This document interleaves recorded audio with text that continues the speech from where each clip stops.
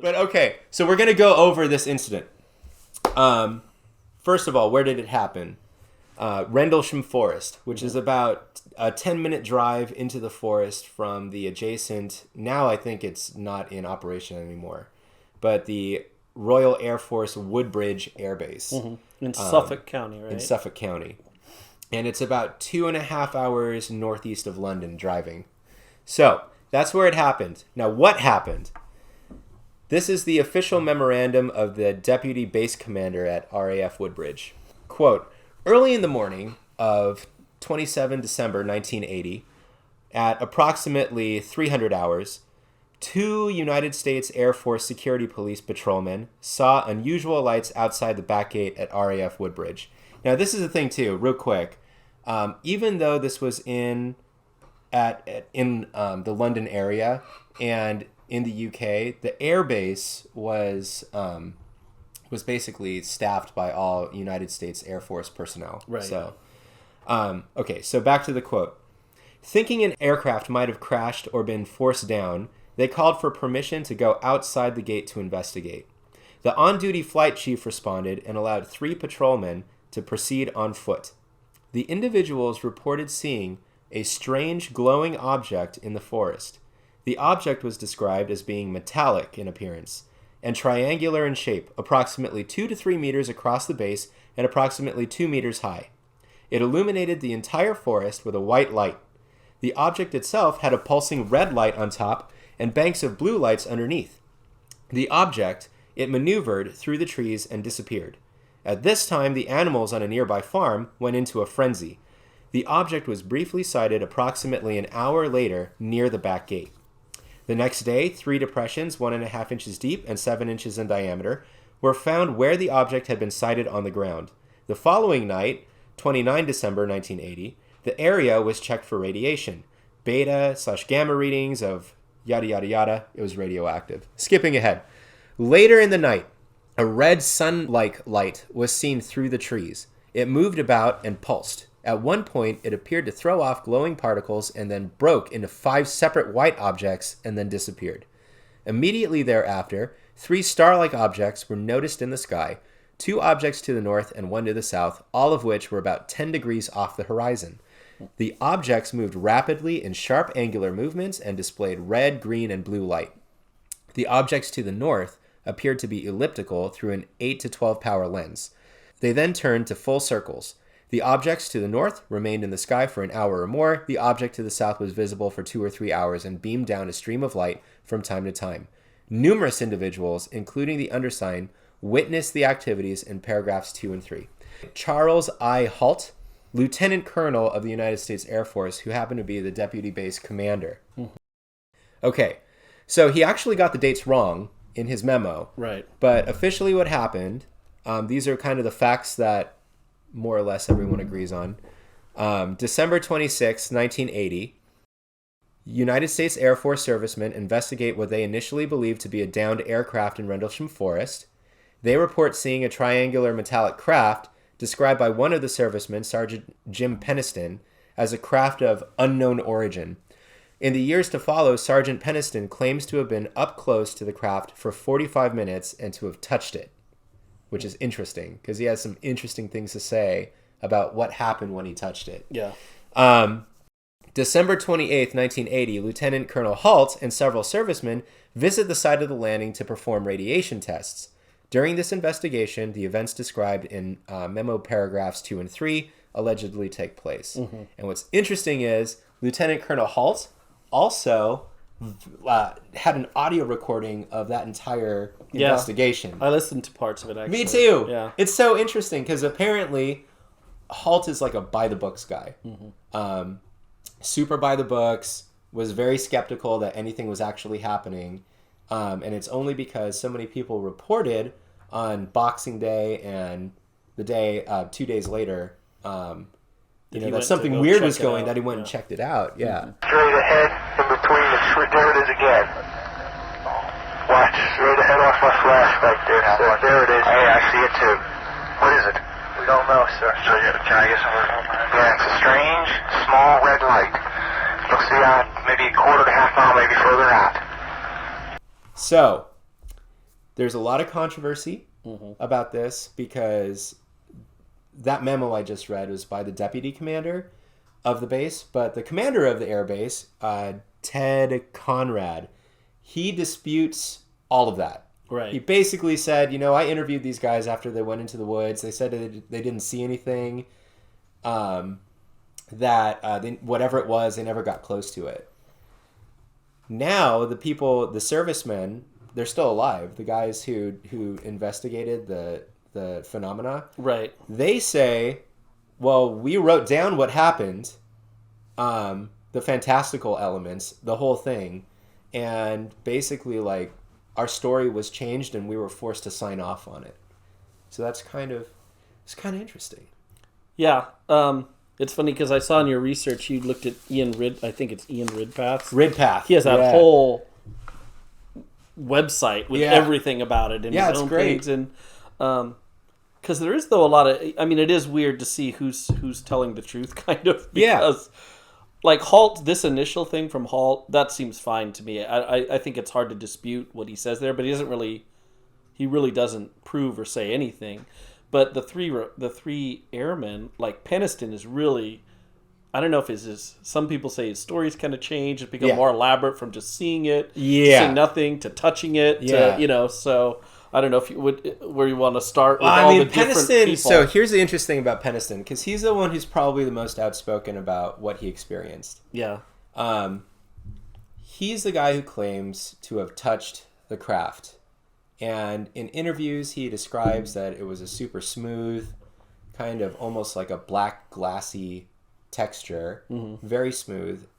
But there were sort of like hieroglyphics all around it, imprinted on the craft. And once you touch the hieroglyphics, the texture became really rough. And I guess sometimes more recently, his family or someone he knew was cleaning through a bunch of his objects and found his journal from back then when he was on the airbase, and was thumbing through it and noticed that there were a bunch of ones and zeros written in his journal, and asked him, "What is this?" And he said, "When I touched the spacecraft, I couldn't stop having visions of these numbers that night, and so I just wrote them down real quick, and then I just shut the journal and kind of never looked at it again." Now, supposedly after the fact, after the journal was rediscovered, they brought the binary code to a software engineer or something and said, "Can you translate this for us?" And what's really interesting is it says something to the effect of like Earth Explorers year 8000 something, and then it had a bunch of longitude and latitude coordinates on it for all these areas of interest for like paranormal study and stuff around the Earth. Is that legit? No. I don't know, because the journal has never been forensically analyzed. Right. But my question is, okay, so there's all sorts of skeptical explanations. Apparently there was a Russian rocket that went up into the sky and dropped off a satellite, and then it burned up on re-entry. They're in the forest, like, because the forest is really close to the ocean. Right. And so there's a big lighthouse there that was known to shine all sorts of really bright stuff through the woods. And I guess during foggy nights, it was known to freak people out. Then you have like this case where there are base patrolmen, like military policemen, who would routinely play pranks on guardsmen that were new to the base, right? They would drive around in their Crown Vics and just blare their police lights just to freak people out, because I guess when it's really foggy in those woods, it can really play with your imagination, the lights that you can shine from the floor and everything. So there's all that. But let's assume, because it's so fun to assume that aliens are real, right? Or at least that this kind of phenomena really happened as was reported, right? Mm-hmm. Let's assume that the phenomenon happened as Penance described, and as Halt described. There is a craft. My soldiers went out there, or my airmen went out there to investigate. They touched it, and it was glowing lights and stuff, and it kind of like went up and vanished or whatever. So assuming that's true, what do we make of that? Is this I mean, would you say that there's room for this to be some sort of demonic visitation or demonic manifestation of some sort? I mean, I think there could be. I think, it's funny because people have tried to use the Bible for extraterrestrials for a long time. Mm-hmm. The burning seraphim in Isaiah have been claimed to have been really extraterrestrials that Isaiah saw. Chariots of fire. Right, the Chariots of Fire. You have, not that long ago, or the History Channel, which I don't really even call it the History Channel anymore when it started putting programs like this on, but Ancient Aliens. Ancient Aliens, and how they built the pyramids and Ancient Incan Aliens temples. Is a guilty pleasure of mine. Is it really? I don't mind the show, but I'm like, it really enough. Shouldn't be on the History Channel. Like, it's kind of like... Well, yeah. And Father Spitzer came out and talked all about that specific show, and that's what's kind of funny about the Penance thing, like his found diary or whatever, which maybe it's true, but it seems so, I hate to say it, but like cliche that the coordinates would be like all the paranormal places. I know. Like, I think it would be more realistic even if you were faking it. One of them you might like, though, is generic, like... one of the locations, I think, was like the Irish version of Atlantis. Oh, yeah. Yeah. Tir na Nog. Yeah. Yeah. It's like, great. So so Penance doesn't think that they were aliens. He doesn't. Oh, I didn't. Now, that part I don't know. So no. What does he... So Penance thinks that because of the binary... that they're actually humans from the year 8,000 something that time traveled back, and they're messing with us. Yeah. From here, I thought it was going to go a whole different direction. No. That's... No. No. But, I mean, what do you think is more... They only saw a craft. They didn't see the person. It could have been any kind of technology. Right. Well, it didn't have, like, any sort of engine on it. There was no sort of thruster to move it around. It was a really bizarre looking thing. No landing gear, although I think it stood on a tripod almost. Type of thing. Yeah. That's right. It's like a future drone that got sent But back. I guess if it's demonic, why have a vehicle? Yeah, so here's the thing that's strange to me, because there's lots of other UFO visitation things where they sound more like if you really looked at it from the context of, could this be not otherworldly, but more like a preternatural spiritual thing that's happening? I could see that being the case for a lot of them. This one, I personally think something, if I want to believe it's true, I'm so biased in favor of this stuff being true. I want it to be true so bad that I'm inclined to believe at least part of what Penance is saying. Yeah. Like, at least that there is a foundation of truth there, underneath it all, and he's embellished a lot on top of it. But yeah, I don't know. If I have a hard time explaining. It doesn't seem demonic to me. It doesn't seem like an angelic thing either. It seems like there's some sort of physical thing that came down and did something,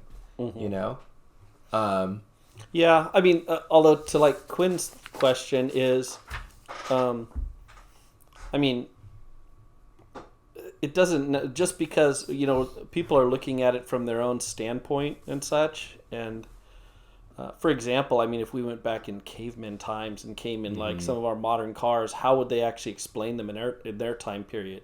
So they might be explaining it in terms that they think of like a ship, but clearly, like we said, it doesn't have any signs of propulsion. It doesn't. So is it really a ship? I'm just like being the devil's advocate. Like, maybe it really is demonic because there's no signs that it's necessarily technological, at least, that we can overtly say. It sounds like it's a little pyramid. Glowing runes. Yeah, the way that they described it sounded like a black pyramid with hieroglyphics on it, if it's true. Yeah. If it's true. But here's the thing, too, because I didn't realize until after writing notes on this that Penance thinks that this is a time travel event. Yeah, that's a whole different thing. Have you seen anything from, like, Bishop Barron or No, like I haven't. Father Spitzer on. I'm sure Spitzer has something. I'd have to On try and time look travel? it up, but yeah, that's a weird. And there's some weird stories about that too. There's one case of a man, I think it was in England, where he came back and he had all this weird money and stuff. He appeared sort of from nowhere. People tried to find a house that didn't exist and had never existed, but he claimed it did, and then he disappeared. And I don't know. Some people think he was a time traveler. They got stuck in the wrong era, and he was wrong about what he was looking for because it wasn't there, or parallel worlds, or all the crazy stuff that we can think of. The multiverse, which, going back to the whole idea of aliens and God and Catholicism, is there's still only one creator, and everything comes from him. So even if there are multiverses, parallel universes, whatever, anything out there, ultimately they still all have their origin in God. And in that sense, that kind of connects to something you've said before in other podcasts where we were talking about, you were defining aliens the first time as like almost as humans. Yeah, they're essentially in the sense that they're made in the image not and Homo likeness of God. sapiens, Right. but They have free will, they have intellect, Yeah. and so therefore they have Rational. to be, to some extent, connected to the image of God. So in that sense, we're all still interconnected, no matter how crazy the universe really is as far as how God's designed it. But I just wonder, would like some sort of preternatural entity be able to screw with us in this way, where it's almost like you enter in just to like drop a big black block of something in the middle of the woods to scare everybody, and what would the motivation for that be? And that's funny because in the book I've mentioned by Daly, the Paranormal Conspiracy, where he sort of does this idea that it is demonic. It's funny because one of the things he points out are people are so terrified of aliens, cryptids, demons, and yet he points out it is so rare that anyone is really harmed and rare and almost never killed, although you have these terrifying stories. And he sort of points that as proof that, see, these have to be demons because they can't go beyond what God won't allow them to. Sort of like Job, you can't kill him, but you can do this stuff. That it's almost like, for him, that was sort of a strange point, that we have all these crazy stories where these things totally could have killed people and should have, and then they just don't for whatever reason. So, I don't know. I don't know about... there's a lot of... And so many people have sought to disprove this. I know. It's kind of hard to not look at some of that evidence, because some people like Ian Ridpath, the whole site, and a lot of other people, and it all comes down to the lighthouse and the markings on the ground, or rabbit burrows or something. And then the British Astronomical Association, they reported 2 fireballs, both only a few seconds in duration, sighted, what was it, plus or minus 5 minutes apart from each other on Boxing Day, which is December 26th, and then, let's see, they even had, it was several fireballs in the sky that night, so there was several... And then Ridpath has the recording, and then doesn't he play it, like, at intervals of every 5 minutes, so you would know, like... He kind of talks about what the presentation is, and then he puts it into the next... he overlays it over the report of what it would be like every 5 minutes and stuff. And that's interesting. Yeah. So, but there's a lot of stuff that's even in the controversy part. It's these things always get so convoluted, because part of like Ridpath and other people who mostly were using his stuff, I was looking at, some of it didn't make sense to me. Like at one point, Ridpath goes, well, Colonel Halt got confused because he said he was facing east, but he was really facing west because he was in the forest. Oh. And you're like, but really, like, would a senior aircraft guy who's familiar with like geography and stuff, would he really get that mixed up just because he's in a forest and not realize where things are? Yeah. So I mean, some of the stuff seems just a little bit goofy at that point. But I'm gonna go ahead. Like, my personal opinion is this particular alien visitation, as much as I want it, or future humans going back in time visitation. My personal opinion is that the fantastical elements of the reporting, that there's some sort of truthiness underneath it. Yeah. That I think is not explained by the natural phenomena in the sky and the lighthouse.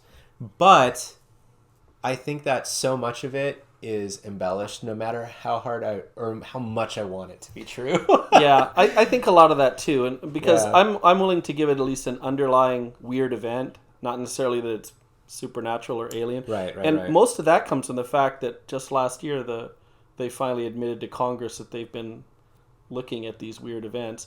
And from 2000, in the short period that the report given to Congress last June looked at, there were over 200 events in just a few years, like just the most recent years, not even going back.